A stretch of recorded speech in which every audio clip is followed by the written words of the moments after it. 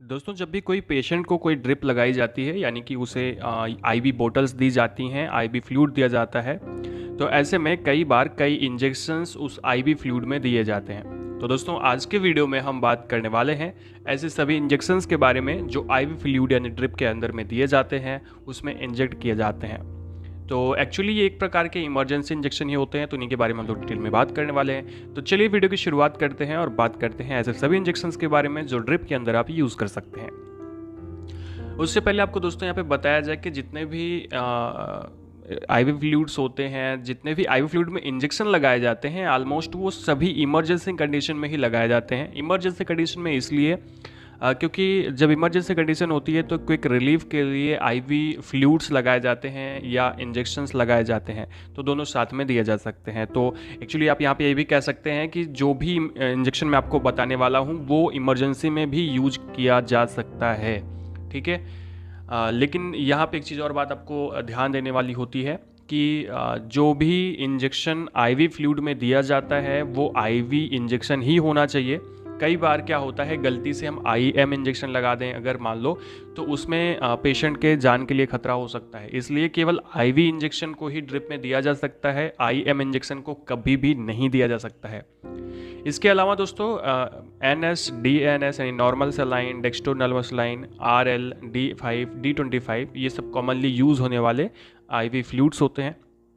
इसके बारे में वीडियो बनाया गया है, कोशिश की जाएगी कि आगे डिटेल में इसके बारे में और वीडियोस आपको देखने को मिले जिससे आपको बहुत सारी जानकारी मिले। दोस्तों इस वीडियो को यानी कि इन सभी इंजेक्शंस को हमने दो कैटेगरी में बांटा है। सबसे पहले तो कॉमन प्रॉब्लम्स के आधार पर हमने बांटा है। इसके अलावा हमने बांटा है सप्लीमेंट्स कौन कौन से दिए जाते हैं आईवी फ्लूइड के अंदर। तो अगर मैं कॉमन प्रॉब्लम्स के बारे में बात करूं तो वह पेशेंट का अगर बॉडी एक है यानी पेशेंट दवा खाने के कंडीशन में नहीं है और पेशेंट को बहुत ज़्यादा शरीर में दर्द हो रहा है, एबिडोमिनल पेन है, वोमिटिंग है, गैस्ट्राइटिस यानी पेट में बहुत ज़्यादा गैस बनी हुई है, पेट में टाइट हुआ है, या एडिमा है। देखो ओडिमा मैंने लिखा है तो कई बार एडिमा लिखा जाता है, ओडिमा लिखा जाता है, दोनों सही है नहीं। शरीर में सूजन है। इसके अलावा दोस्तों अगर उससे ब्रीदिंग प्रॉब्लम है तो उन सब में कौन कौन सा इंजेक्शन देते हैं। इसके अलावा सप्लीमेंट के तौर पर हम लोग ये सारे देते हैं, जैसे मल्टीविटामिन होता है, मिथाइल कोबालामीन होता है, आयरन सुक्रोज इंजेक्शन होता है, जिसमें मल्टीविटामिन जब हम डालेंगे ड्रिप में तो ड्रिप पीली हो जाएगी, मिथाइल कोबालामीन डालेंगे तो रेड हो जाएगी। इसी तरह से आयरन सुक्रोज इंजेक्शन भी पेशेंट को दिया जाता है। तो इन्हीं के बारे में हम लोग डिटेल में बात करेंगे। अभी चले देखते हैं। सबसे पहले दोस्तों अगर मैं बात करूँ ऐसे इंजेक्शंस जो ड्रिप में डाले जाते हैं, जो पेन किलर्स होते हैं, वो कौन से होते हैं, तो उसमें आता है diclofenac AQ injection. Diclofenac injection normally IM दिया जाता है, लेकिन AQ इंजेक्शन के बारे में अगर मैं बात करूं तो ये IV ड्रिप के लिए स्पेशली बनाया जाता है और इसको हम लोग एक्वस दे सकते हैं इन्फ्यूज़न के अंदर में। ये तब दिया जाता है जब पेशेंट दवा खाने के कंडीशन में नहीं होता और पेशेंट की बहुत ज़्यादा हालत ख़राब होती है दर्द की वजह से। इसके अलावा दोस्तों ट्रामाडाल इंजेक्शन का जो आईवी इंजेक्शन होता है ट्रामाडाल का, वो हम इसमें दे सकते हैं आईवी फ्लूइड में लगा करके। ट्रामाडाल जो है वो थोड़ा सा एक तरह से कह सकते हैं कि ज़्यादा दर्द में दिया जाता है। डाइक्लोफिनेक नॉर्मल दर्द में भी दिया जा सकता है। नेक्स्ट जो प्रॉब्लम आती है दोस्तों वो है एबिडोमिनल पेन, स्टोमक पेन। आजकल समस्या ज़्यादातर देखने को मिलती है पेट दर्द की, पेट में ऐंठन की। तो ऐसे में इंजेक्शंस आते हैं ड्रोटावेरिन एंड हायोसिन इंजेक्शन। ये दो इंजेक्शन जो हैं इसे हम आईवी फ्लूइड के अंदर में दे सकते हैं। ध्यान रहे इसका जो आईवी वर्जन होता है वही हमको आईवी फ्लूइड में देना होता है। तो ड्रोटावेरिन जो होता है या हायोसिन इंजेक्शन जो होता है ये पेट की ऐंठन को, पेट के क्रैम्प को कम करता है और दर्द से राहत देता है। इसके अलावा दोस्तों अगली जो प्रॉब्लम है वो है वोमिटिंग की। अगर पेशेंट को वोमिटिंग हो रही है और लगातार हो रही है और रुक नहीं रही है, ऐसे में हम उन्हें इंजेक्शन दे सकते हैं जिनमें ऑन्डेनसेट्रॉन इंजेक्शन होता है। इसका जो आईवी फॉर्म होता है वो हम ड्रिप में लगाकर दे सकते हैं। इसके अलावा दोस्तों अगर ज़्यादा कंडीशन ख़राब है तो मेटोक्लोप्रामाइड इंजेक्शन भी दिया जा सकता है। तो इन दोनों इंजेक्शन में अगर मैं मेटोक्लोप्रामाइड का ध्यान से उपयोग बताऊं, इसके अलावा ऑन्डेनसेट्रॉन मेनली वोमिटिंग में दिया जाता है। मेटोक्लोप्रामाइड जो होता है ये कब दिया जाता है, तो ये इंडाइजेशन के समय भी दिया जाता है। देखो वोमिटिंग जब आती है तो इंडाइजेशन की भी समस्या होती है। इसके अलावा अगर पेशेंट को हार्ट बर्न या वोमिटिंग की समस्या आ रही है तो इसे हम लोग दे सकते हैं, यानी मेटोक्लोप्रामाइड जो होता है उसका ये और भी यूज़ होता है, यानी इंडाइजेशन में, हार्ट बर्न में वो दिया जा सकता है आईवी फ्लूइड में मिला करके। इसके अलावा जो नेक्स्ट कंडीशन आती है दोस्तों वो होती है गैस्ट्राइटिस। गैस्ट्राइटिस में क्या है कि गैस्ट्रिक प्रॉब्लम्स होती हैं, गैस की समस्या आती है, तो इसमें गैस की समस्या को दूर करने के लिए हम लोग मेडिसिन देते हैं। ऐसी मेडिसिन देते हैं जो एसिड की मात्रा को कम करते हैं, एंटासिड टाइप की मेडिसिन होती हैं, जिसमें पेंटोप्राजोल का इंजेक्शन आईवी फ्लूइड में दिया जा सकता है। इसके अलावा रेंटिडिन का इंजेक्शन भी आईवी फ्लूइड में मिला करके दिया जा सकता है, लेकिन ध्यान रहे कि वो आईवी होना चाहिए। जैसे कि यहाँ पे आप देखिए तो पेंटोप्राजोल जो इंजेक्शन ये आप देख रहे हैं ये आईवी इंजेक्शन है, तो इसे आईवी फ्लूइड में दिया जा सकता है। तो इसका यूज़ हम लोग कहाँ कहाँ पे कर सकते हैं? तो दोस्तों इसका यूज़ हम लोग करते हैं हार्ट बर्न में। अगर पेशेंट को हार्ट बर्न की समस्या बहुत ज़्यादा हो रही है, कब आती है हार्ट बर्न की समस्या? तो एक्चुअली हार्ट बर्न की समस्या एसिड रिफ्लेक्स की वजह से आती है, और एसिड रिफ्लेक्स का मतलब होता है कि ओइसोफेगस में आपका एसिड आ गया, यानी स्टोमक में बना एसिड आपके ऊपर ग्रासनली में आ गया, सीने के पास में, तो वो कंडीशन हार्ट बर्न कहलाती है। तो ऐसे कंडीशन में हम लोग इन सभी मेडिसिन का यूज़ कर सकते हैं। इसके अलावा दोस्तों इसका यूज़ पेप्टिक अल्सर डिजीज़ में भी किया जाता है, यानी पेप्टिक अल्सर से बहुत ज़्यादा समस्या हो रही है तो आईवी फ्लूइड में मिलाकर पेंटोप्राजोल या रेनेटिडिन दिया जा सकता है। ध्यान रखें कि जितने भी कैटेगरीज ऑफ इंजेक्शंस मैं आपको बता रहा हूँ, उन इंजेक्शंस में केवल एक एक का ही यूज़ करना है, दोनों का नहीं करना है। जैसे पेंटोप्राजोल या रेनिटिडिन में से एक ही करना है, दोनों नहीं करना है, ये भी याद रखिएगा। नेक्स्ट कंडीशन आती है दोस्तों डायूरेटिक की। डायूरेटिक जो होता है ये कहाँ पे यूज़ किया जाता है?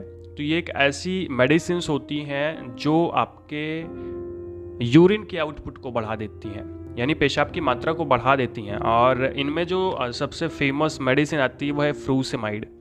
तो फ्रूसिमाइड इंजेक्शन का जो आईवी वाला होता है भाग, मतलब आईवी वाला फॉर्म होता है, उसे हम, यानी कि लैक्सिक्स का ही फॉर्म आता है, तो उसे हम दे सकते हैं आईवी फ्लूइड में मिला करके। इसका जो यूज़ होता है वो कहाँ कहाँ पे किया जाता है? तो इसका यूज़ हम लोग इमरजेंसी में हाइपरटेंशन को कम करने के लिए कर सकते हैं, ठीक है। यानी हाइपरटेंशन को ये कैसे कम करती है? तो इसका दो काम होता है। फ्रूसिमाइड का एक काम तो होता है ये यूरिन के आउटपुट को बढ़ाती है, दूसरा ये आपका जो ब्लड प्रेशर होता है उसको भी कम करती है, लिक्विड को बैलेंस करके, ठीक है। तो इसका यूज़ हम लोग हाइपरटेंसिव इमरजेंसी में कर सकते हैं, यानी कि रक्तदाब अगर बढ़ा हुआ है तो।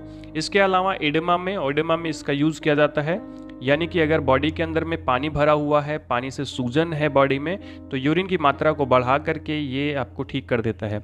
वैसे फ्रूसिमाइड इंजेक्शन जो है वो हम लोग आईवी फ्लूइड में दे सकते हैं, बाकी इसका अगर हम नॉर्मल टैबलेट के फॉर्म में भी यूज़ कर सकते हैं। इसके अलावा ज़्यादातर टॉर्सिमाइड का यूज़ किया जाता है टैबलेट के फॉर्म में।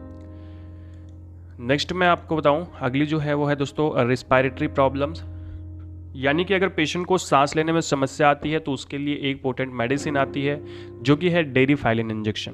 डेरिफाइलिन के अंदर में इथियोफाइलिन और थियोफाइलिन होता है, इटोफाइलिन एंड थियोफाइलिन होता है, और ये दोनों चीज़ें मिलकर के आपस में बहुत अच्छा काम करती हैं। तो कहने का मतलब डेरिफाइलिन एक प्रकार की ब्रांड होती है और ये इंजेक्शन का यूज़ भी हम लोग कर सकते हैं। इमरजेंसी कंडीशन में इसको यूज़ किया जाता है ज़्यादातर इंजेक्शन का, बाकी इसकी टैबलेट आती है तो उसको यूज़ हम लोग करते हैं नॉर्मली अगर पेशेंट लेने लायक है तो। इसका यूज़ कहाँ कहाँ पे करते हैं? तो मेनली इसका यूज़ किया जाता है क्रॉनिक ऑब्स्ट्रक्टिव पल्मोनरी डिजीज़, यानी कि COPD में। ऐसे में पेशेंट का फेफड़ा थोड़ा सा ख़राब हो जाता है जिसकी वजह से वो सांस नहीं ले पाता है, सांस लेने में दिक्कत आती है। नेक्स्ट जो दोस्तों अगली जो मेडिसिन है, या अगली कैटेगरी की हम लोग बात करेंगे जहाँ पे हम लोग सप्लीमेंट्स देखेंगे, जिसमें पहला सप्लीमेंट आता है मल्टीविटामिन। दोस्तों मल्टीविटामिन जो है वो इस ड्रिप में दिया जाता है, तो ये येलो कलर का हो जाता है जो पूरी की पूरी ड्रिप होती है, इसे हम लोग MBI कहते हैं। तो MBI इंजेक्शन के अंदर में जितने भी प्रकार के विटामिन हो सकते हैं वो सारे होते हैं, और ये आपके बॉडी में जो न्यूट्रिशनल डिफिशियंसी है उसको पूरा करते हैं, जो भी पोषण की कमी है। दोस्तों मल्टीविटामिन के काम के बारे में बात करूं तो ये हमारे अच्छी विज़न के लिए, हमारी आंखों को ठीक करने में सहायता करता है, हेल्दी स्किन के लिए आवश्यक है, बोन्स के लिए अच्छा होता है, हमारी सेल की ग्रोथ कराने में सहायता करता है, साथ में इम्यून सिस्टम को भी बूस्ट करता है। इसके अलावा दोस्तों ये हमारे बॉडी के अंदर में जो हार्ट है, ब्रेन है, फेफड़ा है, किडनीज़ हैं, या दूसरे जितने भी आर्गन्स हैं उनको प्रॉपरली काम करने में सहायता करता है। इसी वजह से मल्टीविटामिन्स को हम लोग बहुत वो मानते हैं कि मल्टीविटामिन्स हमारे बॉडी के अंदर बहुत ज़्यादा ज़रूरी होता है।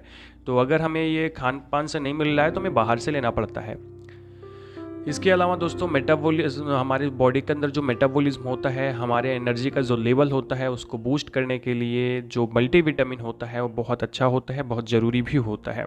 ठीक है। तो इस वजह से मल्टीविटामिन इंजेक्शन जब किसी भी पेशेंट को बहुत ज़्यादा कमजोरी होती है तो उसे दिया जाता है उसको ठीक करने के लिए। बॉडी में अगर किसी भी प्रकार के न्यूट्रिशनल कोई न्यूट्रिशनल डिफिशियंसी है तो उसको ठीक करने के लिए भी इसका यूज़ करते हैं। इसके अलावा दोस्तों नेक्स्ट है मिथाइल कोबालामीन इंजेक्शन, और ये भी ड्रिप के अंदर दिया जाता है। तो जो ड्रिप है वो लाल कलर की हो जाती है। तो मिथाइल कोबालामीन एक्चुअली एक प्रकार का विटामिन B12 होता है। तो विटामिन B12 भी हमारे बॉडी के लिए ज़रूरी होता है रेड ब्लड सेल्स को बनाने में, साथ में आयरन के एब्जॉर्प्शन में भी सहायता करती है। इसके अलावा बॉडी का जो फैट है उसको यूज़ करने में सहायता करता है विटामिन B12 और नए प्रोटीन का निर्माण करवाता है। इसका जो कम्बिनेशन होता है वो दूसरे विटामिन के साथ में अगर हम देते हैं तो हमारे बॉडी का इम्यून सिस्टम मजबूत होता है, मेटाबॉलिज्म अच्छा होता है, नर्वस सिस्टम हमारा अच्छा होता है। मिथाइल कोबालामीन के बारे में डिटेल वीडियो आपको जल्दी ही मिल गया है, तो आप उसको एक बार ज़रूर देखिएगा।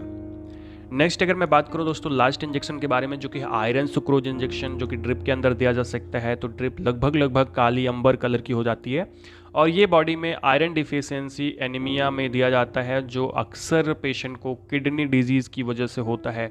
तो किडनी डिजीज़ के जो पेशेंट होते हैं उनमें एनीमिया होता है आयरन डिफिशियंसी की वजह से, तो उसको ठीक करने के लिए आयरन सुक्रोज इंजेक्शन दिया जाता है। बाकी और भी कई कंडीशंस में ये दिया जा सकता है। तो दोस्तों ये जो है साथ में हमारे ब्लड को भी प्रोड्यूस करता है क्योंकि इसमें आयरन होता है। तो कुल मिला के आज की वीडियो में हम लोग कुछ इंजेक्शन के बारे में बात की जो ड्रिप के अंदर में दिए जाते हैं। वीडियो आपको इन्फॉर्मेटिव लगा हो, अच्छा लगा हो तो चैनल को सब्सक्राइब करिएगा, वीडियो को लाइक करिएगा, दोस्तों के पास शेयर करिएगा। नेक्स्ट वीडियो में दोस्तों आपसे मिलते हैं किसी दूसरे टॉपिक के साथ में, तब तक के लिए नमस्कार।